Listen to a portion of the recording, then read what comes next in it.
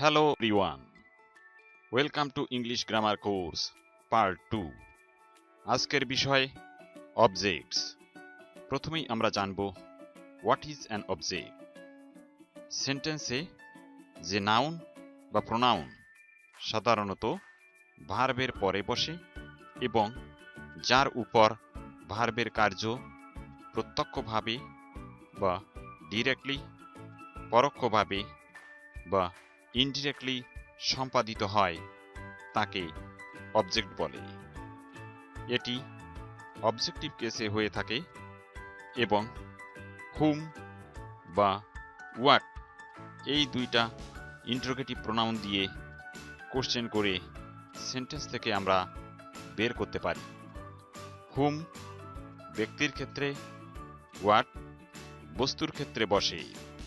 Let's see how. They give him a pen.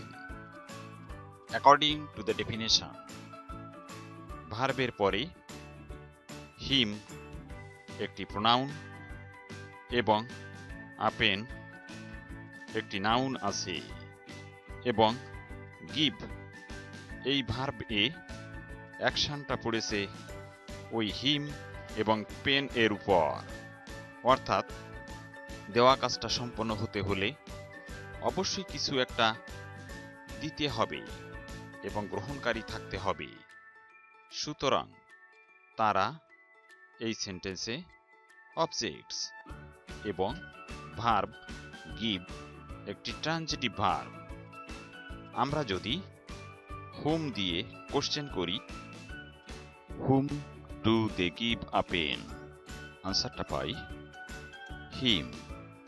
আবার যদি what দিয়ে কোশ্চেন করি, what do they give him, আনসারটা পাই আ পেন।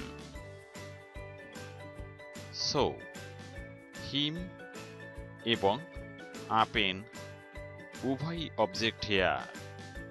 ঠিক আছে, এতক্ষণ আমরা সংজ্ঞা এবং উদাহরণের মাধ্যমে অবজেক্টকে বোঝার চেষ্টা করেছি। এবার আমরা এর ক্লাসিফিকেশন সম্পর্কে জানব। অবজেক্টকে প্রধানত তিন ভাগে ভাগ করা যায়। Number 1, direct objects. যে অবজেক্টের উপর ভার্বের ফলটি সরাসরি বর্তায় তাকে ডিরেক্ট অবজেক্টস বলে। উদাহরণস্বরূপ, হি পানিশড মি। এখানে শাস্তি দেওয়ার ফলটা সরাসরি আমার উপরে পড়েছিল বিধায় মি এখানে ডিরেক্ট অবজেক্ট। তাছাড়া আমরা যদি হুম দিয়ে কোশ্চেন করি, হুম ডিড হি পানিশ, অ্যান্সারটা পাই মি। সুতরাং মি এখানে অবজেক্ট এবং direct object. Number 2, indirect objects. যে অবজেক্টের উপর ভার্বের অ্যাকশনটা ইনডিরেক্টলি অর্থাৎ পরোক্ষে পড়ে তাকে ইনডিরেক্ট অবজেক্টস বলে। অন্য কথায়, যে অবজেক্টটি সাধারণত ভার্বের অ্যাকশনের ফলটা গ্রহণ করে তাকে ইনডিরেক্ট অবজেক্ট বলে। হি বট মি এ শার্ট। এখানে কেনা হয়েছিল একটা শার্ট, সুতরাং শার্টটা সরাসরি কেনার সাথে সম্পৃক্ত।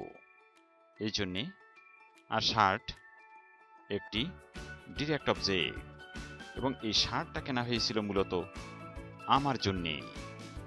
সেই জন্যে মি এখানে ইনডিরেক্ট অবজেক্ট। তাছাড়া আমরা যদি হুম দিয়ে প্রশ্ন করি, whom did he buy a shirt, আনসারটা পাই me. So me is an indirect object here. Number 3, objects of prepositions. যে অবজেক্টটি একটা প্রিপোজিশনকে অনুসরণ করে এবং ভার্বের অ্যাকশনটি পরিপূর্ণ করে তাকে অবজেক্ট অফ প্রিপোজিশন বলে। উদাহরণস্বরূপ, he puts the book on the table. এখানে টেবল প্রিপোজিশন ওয়ান এর অবজেক্ট এবং ভার্ব পুট এর অ্যাকশনটি পরিপূর্ণ করছে। সুতরাং table object of preposition here. এছাড়াও আমরা আর এক প্রকারের অবজেক্ট দেখতে পাই, সেটি হলো কগনিট অবজেক্টস। যে অবজেক্টটি ফর্ম এবং অর্থগত দিক দিয়ে ভার্বের মতোই, তাকে আমরা কগনিট অবজেক্ট বলি। For example, he dreamed a sweet dream. এখানে ড্রিম ভার্ব থেকে ড্রিম এই অবজেক্টটা সৃষ্টি হয়েছে। হি ফট a good fight. Fight verb থেকে ফাইট এই নাউন অর্থাৎ অবজেক্টটা সৃষ্টি হয়েছে। He ran a race.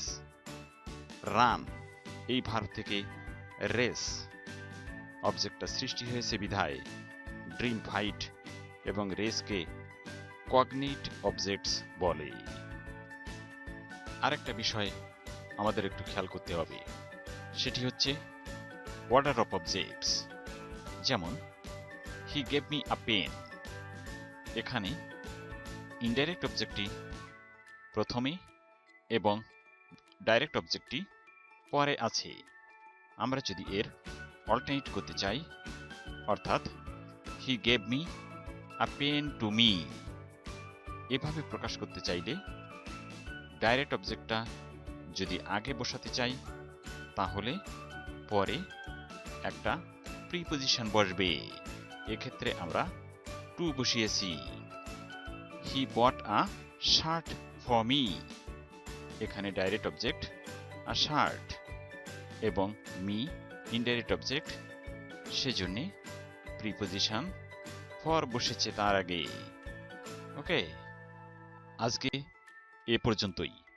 তোমরা যারা সাবজেক্টের উপর ক্লাসটা মিস করেছো, তারা উপরে টপ রাইট কর্নারে আই বাটনে গিয়ে দেখে আসতে পারো।